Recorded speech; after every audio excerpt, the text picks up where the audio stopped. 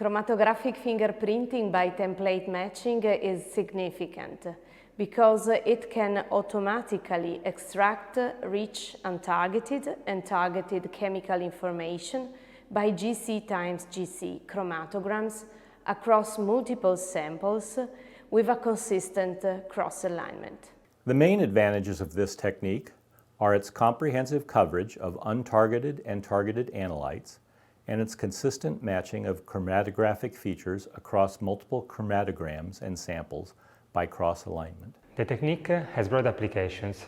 Here we apply it to foodomics and specifically to characterize the chemical information encrypted in the volatile fraction or volatilome of extra virgin olive oils. The technique is foundational for research using machine learning to discover complex relationships between sample chemistry and external factors, for example in food using sensory quality and production methods. A good quality chromatography is essential. If the separations are poor, the power of the technique is limited. But if the chromatograms are good, the method is fairly straightforward. GC by GC visualizes structure retention relationships in images.